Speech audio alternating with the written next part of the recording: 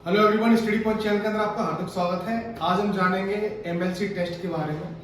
ये radiology department का test है और ये एक्सरे के द्वारा होता है। आज हम उसके बारे में चर्चा करेंगे। टॉपिक थोड़ा चेंज है लेकिन बहुत इंपॉर्टेंट है। एमएलसी क्या होती है? एमएलसी फुल फॉर्म होती है मेडिको लीगल केस। ये कराया जाता है जितने भी हादसे वगैरह हो जाते हैं, जैसे आरटीआई केस है, किसी के द्वारा मारपीट हो गई, किसी का रेप हो गया, तो पुलिस विभाग द्वारा या फिर कोर्ट के द्वारा एमएलसी कराई जाती है जो पीड़ित व्यक्ति होता है उसकी। तो उसके लिए क्या होता है कि जो भी पुलिस विभाग होता है वो अपने नियरेस्ट थाने के पास जाएगा, उसकी कंप्लेंट अगर नोट करता है तथा साथ ही साथ रेडियोलॉजी डिपार्टमेंट में जाता है, वहां उसके एक्सरे एक्सपोज होते हैं। ठीक है, तो ये तो हमें पता पड़ गया।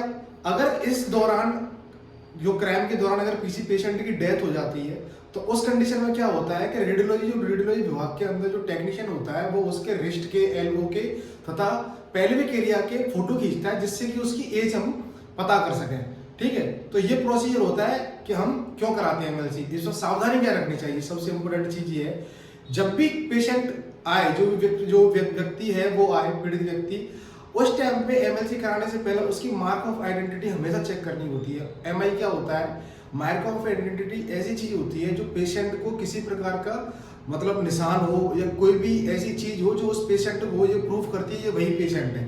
ठीक है, इससे क्या होता है? इससे फायदा ये होता है कि जिस व्यक्ति के साथ अपराध हुआ है वही व्यक्ति वो है कि नहीं है। अगर कई बार क्या होता है कि कोई व्यक्ति ऐसा होता है कि दूसरे के नुकसान पहुंचाने के लिए पहले से जिन पेशेंटों फ्रैक्चर वगैरह हो गया हो उनको ले आते हैं। ठीक है, तो उस कंडीशन में क्या है कि केस स्ट्रांग हो जाएगा। ठीक है, और उसी आधार पे एमएलसी के आधार पे धारा लगती है। तो इसलिए हमेशा मार्क ऑफ आइडेंटिटी चेक करनी होती है और मार्क ऑफ आइडेंटिटी वो चेक करनी होती है जो जुडिशनल के द्वारा फॉर्म पे भरी हुई हो। ठीक है, इससे ये होगा कि जो व्यक्ति है पीड़ित उसी का एक्सरे होगा। ठीक है, और उसी के आधार पर सही तरीके से न्याय किया जाएगा।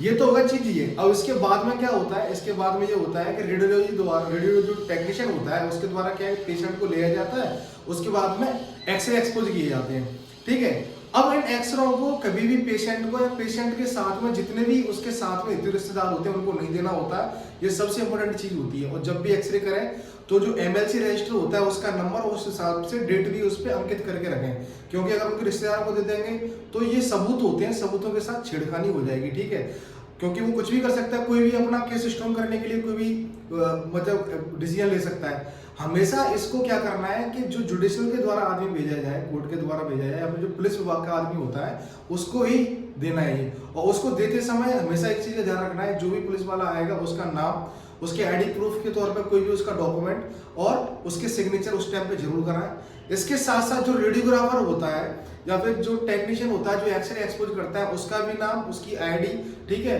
उसको लिखा जाता है। और जिस डॉक्टर के अंडर में होगा, जो रेडियोलॉजिस्ट के अंदर में होता है, उसका भी नाम आईडी लिखी जाती है। इसलिए होता है कि इन दिस केस कभी भी किसी पेशेंट का, जैसे कोई रेप वाला पेशेंट है, किसी की हाथ पैर तोड़ दिए लड़ाई वगैरह में, अगर वो पॉजिटिव आता है, एमएलसी पॉजिटिव आती है, तो एमएलसी पॉजिटिव में क्या फ्रैक्चर वगैरह आते हैं, तो उस केस में कोर्ट उनको बुलाता है और कोर्ट ये पूछता है कि तुम्हारी मतलब निगरानी में ये काम हुआ है कि नहीं हुआ है।